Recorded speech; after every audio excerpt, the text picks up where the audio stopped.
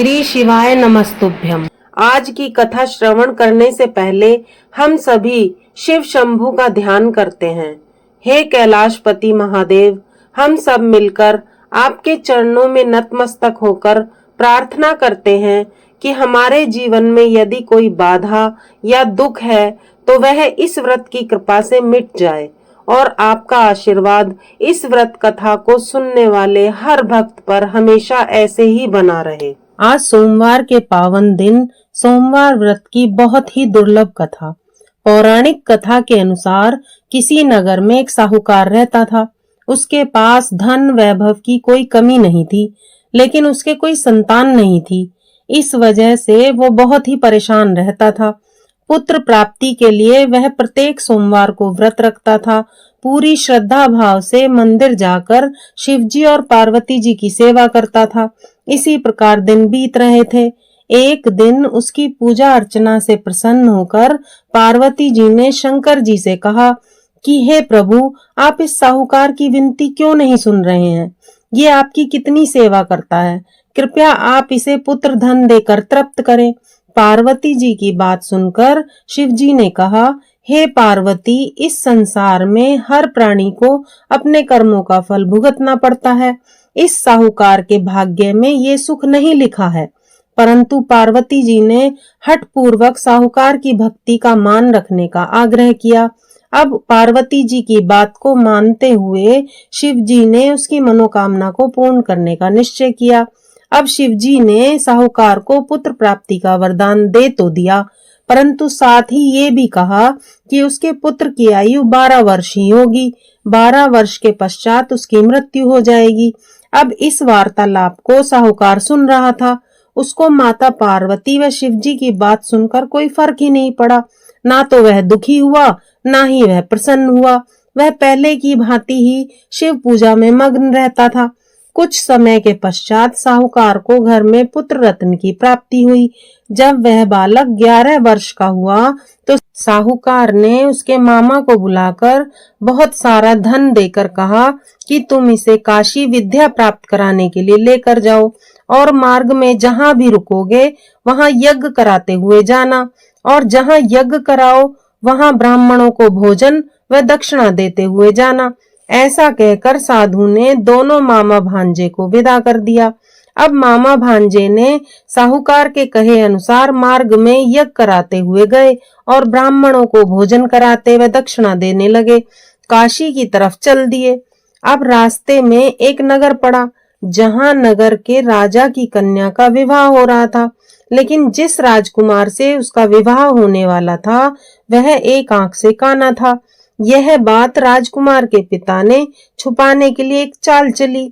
साहूकार के पुत्र को देखकर उसके मन में विचार आया कि क्यों ना इस लड़के को दूल्हे के वस्त्र पहनाकर दूल्हे की जगह बैठा दूं और राजकुमारी का विवाह इससे करा दूं। इसके पश्चात इसको धन देकर विदा कर दूंगा और राजकुमारी को अपने नगर लेकर चला जाऊंगा। अब राजा ने राजकुमारी का विवाह साहूकार के पुत्र के साथ करा दिया, लेकिन साहूकार के पुत्र को यह बात न्याय संगत नहीं लग रही थी। अवसर पाते ही उसने राजकुमारी के चुन्नी के पल्ले पर लिख दिया कि तुम्हारा विवाह तो मेरे साथ हुआ है, परंतु तुम्हें विदा कोई और करा कर ले जाएगा, जो कि एक आंख से काना है। मैं काशी पढ़ने जा रहा हूँ।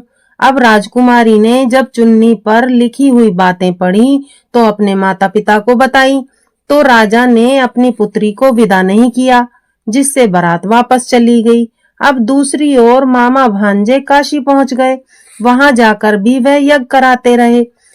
जिस दिन लड़के की आयु 12 वर्ष हुई उस दिन भी उन्होंने यज्ञ किया। लड़के ने अपने मामा से कहा कि मेरी तबीयत ठीक नहीं है, तो मामा ने उससे कहा कि तुम अंदर जाकर लेट जाओ और आराम करो। शिवजी के कहे अनुसार कुछ ही देर में उस बालक के प्राण निकल गए। जब मामा ने अंदर आकर बालक को देखा तब तक उसने प्राण त्याग दिए थे। अब मामा जोर जोर से विलाप करने लगा। संयोगवश उसी समय शिवजी पार्वती जी उधर से जा रहे थे। माता पार्वती ने विलाप करने की आवाज सुनकर शिवजी से कहा कि स्वामी, मुझसे इसका विलाप सहन नहीं हो रहा है, आप इस व्यक्ति के कष्ट को दूर करें। तब शिवजी ने पार्वती जी को याद दिलाया कि यह बालक वही साहूकार का पुत्र है, इसकी आयु पूरी हो चुकी है, तो इसकी मृत्यु तो निश्चित थी। परंतु मातृ भाव से विभोर माता पार्वती ने कहा, हे महादेव, आप इस बालक को जीवन का दान दें, अन्यथा इसके माता पिता भी इसके वियोग में जान दे देंगे। अब माता पार्वती की बातों को सुनकर शिवजी ने उसे जीवित होने का वरदान दिया। शिव कृपा से वह लड़का जीवित हो गया। शिक्षा समाप्त होने पर दोनों मामा भांजे अपने नगर की ओर चल दिए और चलते चलते उसी नगर में जा पहुंचे जहां पर उसका विवाह राजकुमारी के साथ हुआ था। अब उस नगर में भी उन्होंने यज्ञ करवाया। वहां के राजा ने उस बालक को पहचान लिया और महल में ले जाकर उसकी बहुत आवभगत की और अपनी पुत्री को उसके साथ विदा कर दिया। उधर साहूकार और उसकी पत्नी अपने बेटे का इंतजार कर रहे थे। उन्होंने निश्चय कर रखा था कि यदि उन्हें अपने पुत्र की मृत्यु का समाचार मिला तो वह प्राण त्याग देंगे, परंतु अपने बेटे के जीवित होने का समाचार पाकर वह बहुत प्रसन्न हो गए। उसी रात स्वप्न में साहूकार को शिव जी ने दर्शन देकर कहा कि हे श्रेष्ठी, मैंने तेरी भक्ति, सेवा और व्रत करने से प्रसन्न होकर तेरे पुत्र को लंबी आयु का वरदान दिया है, और जिस प्रकार साहूकार के बेटे की आयु लंबी की, महादेव इसी प्रकार हर माता के पुत्र की आयु को लंबी करना। जो इस सोमवार के व्रत को करते हैं, कथा को कहते हैं, सुनते हैं, उनके सभी दुख दूर करना, उनकी सभी मनोकामनाओं को पूर्ण करना। ऐसे हैं मेरे भोले बाबा और माता पार्वती। तो भक्तों, प्रेम से बोलो हर हर महादेव।